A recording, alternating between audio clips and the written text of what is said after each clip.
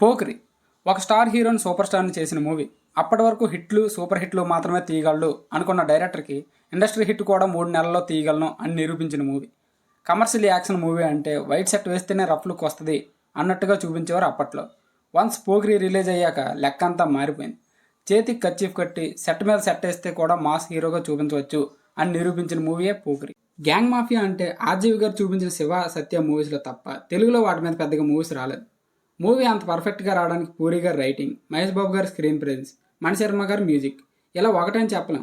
ఒక commercial movie అంటే ఇలా ఉండాలి అని ఒక టెంప్లెట్ సెట్ చేసిన మూవీ పోకిరి. క్లాస్ లుక్స్కి కేర్ ఆఫ్ అడ్రస్ అయిన మహేష్ బాబుతో కూడా మాస్ యాటిట్యూడ్ పెట్టి కమర్షియల్ హిట్ చేయొచ్చు అని పూరి గారు పోకిరితో చెప్పారు. క్లైమాక్స్ వరకు కూడా హీరోని అసలు వీడు హీరో అనిపించేలా ఒక సీన్ కూడా పెట్టరు. విలన్స్తో మీటింగ్, గన్స్తో ఫైటింగ్ అన్ని హీరో అనే క్యారెక్టర్కి ఆపోజిట్గానే చూపిస్తారు. కానీ వీటన్నిటికీ సమాధానంగా ఒక క్లైమాక్స్తో చెప్తారు. ఒక క్లైమాక్స్ వల్ల హీరో స్టార్టింగ్ నుంచి చేసిన ప్రతి పని మనకి హీరోయిక్గా అనిపిస్తుంది. పూరి జగన్నాథ్ గారి మూవీస్లో హీరోలు ఎంత రఫ్గా ఉంటారో హీరోయిన్స్ అంత సాఫ్ట్గా ఉంటారు. హీరో ఎంత పోకిరైనా వాడు వద్దనుకుంటేనే వాడే కావాలి అనుకుంటారు. ఈ మూవీలో కూడా అంతే. పూరి గారి రైటింగ్లో ఒక మ్యాజిక్ ఉంటుంది. సినిమా ఎలాంటి నార్మల్ సిచ్యువేషన్లో ఉన్నా ఇన్స్టెంట్గా ఒక డైలాగ్తో సిచ్యువేషన్ సీరియస్గా మార్చగలరు. మూవీ స్టార్టింగ్లో సుబ్బరాజుని కొట్టడానికి మహేష్ బాబు సుఫారీ తీసుకుంటాడు. షట్టర్ తాళమైన దగ్గర పెట్టుకోవాల్సిందని మహేష్ బాబు అంటాడు. ఏం చేస్తావరా అని సుబ్బరాజు అనగానే మీ అమ్మ మీదట్టు నీకు పగలపోతే నన్ను అడుగు అంటాడు. అలా ఈజీగా ఒక్క డైలాగ్తో ఫైట్ స్టార్ట్ చేయించగలడు. మూవీ అంతా మంచి కామెడీ, కొన్ని ఎలివేషన్ సీన్స్, మంచి dialogues, Mahesh and Ileana love ట్రాక్తో ఒక మంచి కమర్షియల్ మూవీలా వెళ్తున్న టైంలో ఒక్క ట్విస్ట్తో మూవీని ఒక రేంజ్కి తీసుకెళ్తారు. నాజర్ గారు మహేష్ గారికి ఇచ్చే ఎలివేషన్స్ థియేటర్లో అరాచకం సృష్టి. One of the best commercial elevation scene in Tollywood, India also. Movie story విషయానికి వస్తే పండుగడు మనీ తీసుకొని రౌడీలు కొడుతూ ఉంటాడు. ఇక్కడ పండుగడి అంటే ఎవడరా అంటూ రౌడీలు మహేష్ తీసుకెళ్ళినప్పుడు అక్కడ అజయ్ ఫేస్లో టెన్షన్ చూపిస్తారు. ఎందుకంటే మహేష్ ఐపీఎస్ అని తెలిసిన ఒకే ఒక వ్యక్తి అజయ్ ఒకడే. జనరల్గా పూరి హీరోస్ చాలా ఫేర్గా, టెరిఫిక్గా, కొంచెం నెగిటివ్ షేడ్స్తో ఉంటారు. అది ఈ మూవీలో పీక్స్లో ఉంటుంది.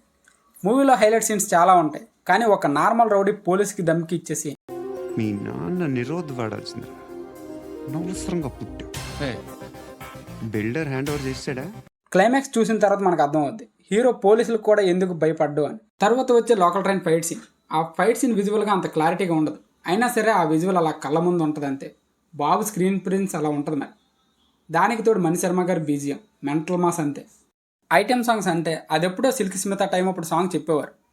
అప్పటి వరకు వచ్చిన ఐటెం సాంగ్స్ అన్నీ మర్చిపోయేలా ఒక సాంగ్ కావాలి అని అడిగారంట పూరి గారు. ఇంకా మణిశర్మ ఫామ్ గురించి తెలిసిందే. ఐటెం సాంగ్ అనే ట్రెండ్ మళ్ళీ స్టార్ట్ చేసేలా కొట్టాడు. క్లైమాక్స్లో కూడా మహేష్ బాబు పండుగడు కాదు కృష్ణ మనోహర్ ఐపీఎస్ అని తెలియగానే మణిశర్మ గారు ఇచ్చిన బీజిఎం అయితే ట్విస్ట్ అనేది ఒకసారి చూడగానే సెకండ్ టైం చూసినప్పుడు అంత థ్రిల్ రాదు. కానీ మణిశర్మ గారు ఇచ్చిన బీజిఎం వల్ల ఆ సీన్ వచ్చిన ప్రతిసారి గూస్ బంప్స్. మూవీలో మెయిన్ విలన్ మన ఆలిబాయ్. అక్కడ సిచ్యువేషన్ ఎంత సీరియస్గా ఉన్నా సరే మెయిన్ విలన్తోనే కామెడీ చేపిస్తారు. గ్లామర్ కోసం పక్కన అమ్మాయిని కూడా పెడతారు. ఎందుకని పూరి గారిని అడిగితే అది ఉండాలి, దాంతోపాటు ఇది ఉండాలి. పూరి గారి మూవీస్లో కామెడీ కూడా స్టోరీకి సంబంధం లేకుండా సెపరేట్గా ఉంటుంది.